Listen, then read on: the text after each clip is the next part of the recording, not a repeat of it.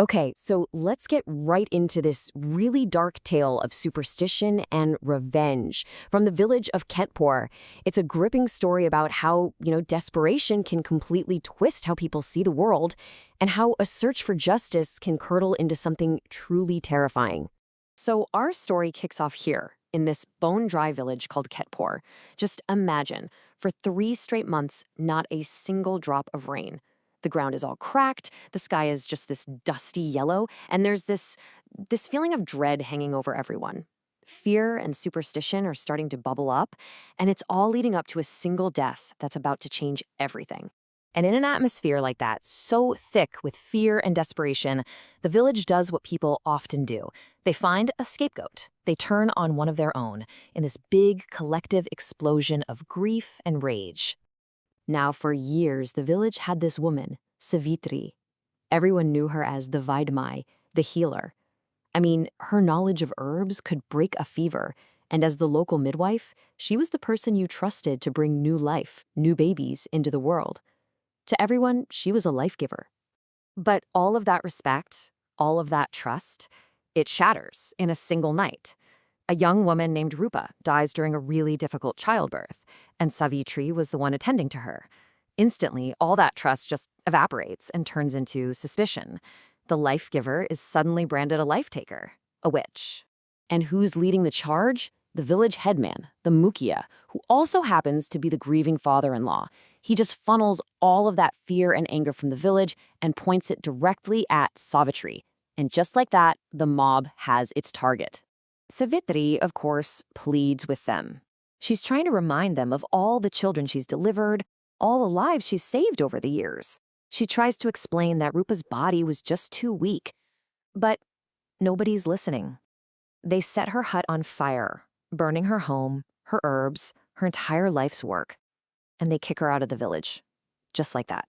So this injustice, it doesn't just break Savitri, it completely transforms her.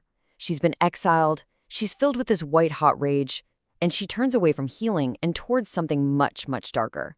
Driven out into the wilderness, Savitri ends up taking refuge in the ruins of this old, crumbling Kalika temple. And it's here, all alone with her grief and that sting of betrayal, that her sorrow starts to harden. It becomes this burning, all-consuming need for revenge against the Mukhya and the village that threw her away. And this isn't just some outburst of anger. Oh no, this is a cold, calculated ritual of black magic. She makes a doll out of clay, this horrifying little effigy, and she binds it with personal items to forge a direct, supernatural link to her target. And to seal the deal, she uses charcoal to scrawl these terrifying words right onto the effigy's chest. Your happiness is my thirst. I mean, just think about that. It's a vow, a promise to literally drain all the joy, the health, the prosperity from the Mukhya's house until her own thirst for revenge is quenched. The ritual's done. The curse has been set in motion. And let me tell you, its effects, they start showing up almost immediately, spreading like a poison right through the Mukhya's home. Savitri's magic starts hitting every part of the Mukhya's life. First, there's this awful smell, like death, that fills his house, and no one can find the source. Then his crops just wither and rot in the fields. His perfectly healthy cattle, they suddenly get sick and die. And most terrifying of all, his wife, Lata, starts to come down with this strange, rapid illness. And Latat really bears the physical brunt of this curse. Her hair starts falling out in clumps, and then these bizarre blue-green marks start appearing on her skin. They're cold to the touch, like little coins just hammered right into her flesh. She's tormented by nightmares. Her health is just spiraling, and no one has any idea why. So the Mukhya is desperate. He calls for the village priest, Pandit Harinath, and after checking the house and examining Lata, the Pandit confirms their absolute worst fear. He says this isn't a normal illness. This isn't just bad luck. This is Kaala jaadu. This is black magic. And then the pundit drops this terrifying deadline on them. He explains that the curse is tied to an effigy and it's buried at that old Kalika temple. And here's the kicker. If they don't find it and destroy it before the next full moon, the curse becomes permanent, and death will take the entire family. Well, this just sets the stage for a frantic, terrifying race against time, doesn't it? The final night before the full moon arrives, and the Mukia has to go and confront the source of his family's nightmare head on. So, led by the pundit, the Mukia and a couple of villagers make their way to that crumbling temple. Under this eerie, broken moonlight, they start digging into the cursed ground right where the pundit senses the dark energy is the strongest. You can just imagine how thick the air is with dread.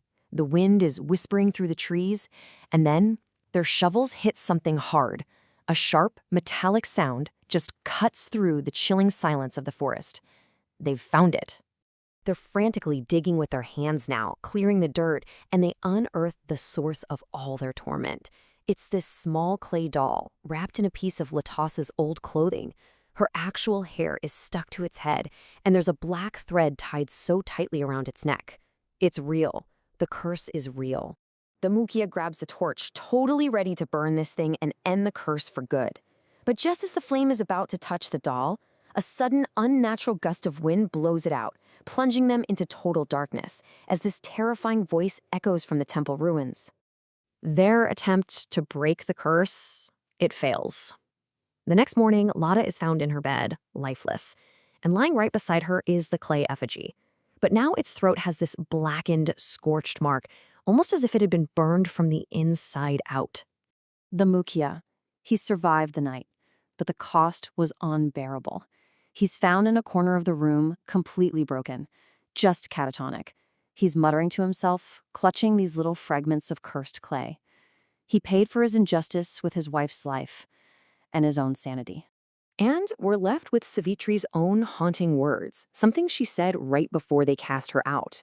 Who is truly alive and who is dead? The Mukia is breathing, but he's a hollow shell. Savitri is gone, but her revenge, her spirit, it just lingers. It really makes you question what survival even means in the aftermath of such devastating revenge.